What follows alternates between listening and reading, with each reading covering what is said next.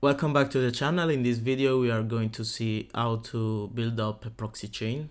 We will use two proxy server. We already configured the proxy server in the previous video, and as you can see, one is placed in Milan and one is placed in Tokyo, and from Tokyo we will have the access into the demilitarized zone of internet. So as you can see right now, I have already opened the two tabs which are related to the two proxy server available at the moment, and also I have established an SSH connection with the two locations. The first tab is the Milan proxy server, and as you can see, if we run ifconfig, the private address is shown, and also with the option host name, the private IP DNS name is shown. As you can see also in the right tab, there is the Tokyo proxy server. But to make all the process work, we need to use the public IPv4 DNS, which is the fully qualified domain name. As you can see right now, the connection is working for the first proxy. In fact, our location have changed,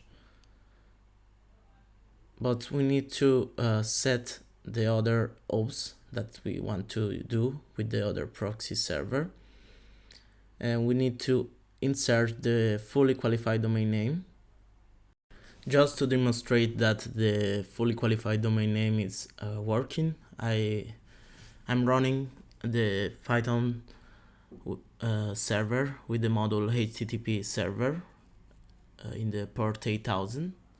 But as you can see, at first it's not working because we need to update the security group rules, because if we restart the machine every time the IP address, the public IP address is changing. Therefore, we need to update it and put the right one in order just to allow the inbound connection. And in this case, I will set all traffic for this IP and I will save the rules. The change will be instant. The change will be spread into the server, and as you can see right now, we are able to connect to the server, but we just need to delete the HTTPS inserted automatically by Google Chrome, because in the server right now it's just available the HTTP server in the port 8000 without any kind of security layers regarding the 443 port.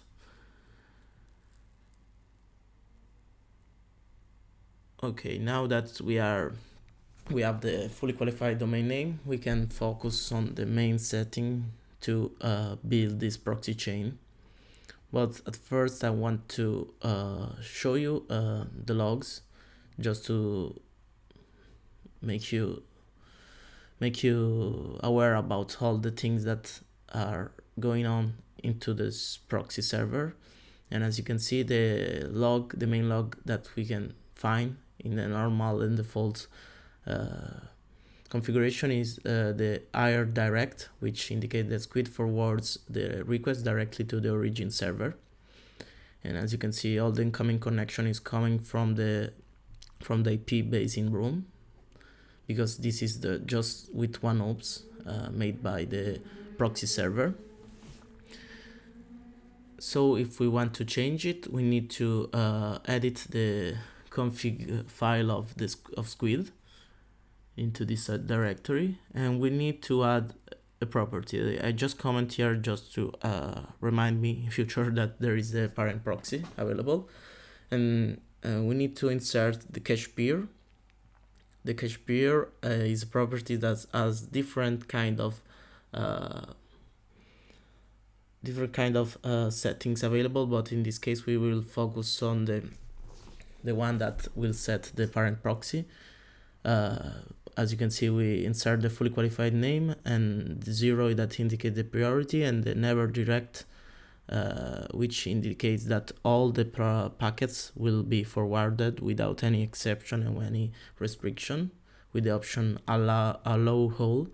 And as you can see, if we restart the service and we will tail the log another time, going into the website My Location and reloading it, we will see that our IP change and our location change also. And also in the log we can see that now there is the first app parent, which indicates that Squid forwards the request to the first available parent in your list. This were indicated by the 0 in priority, in case there are more than one proxy server available. And just to let's just have a look in the other logs available in the other proxy server. We can see that here all the incoming connection are coming from the IP of the Milan proxy server.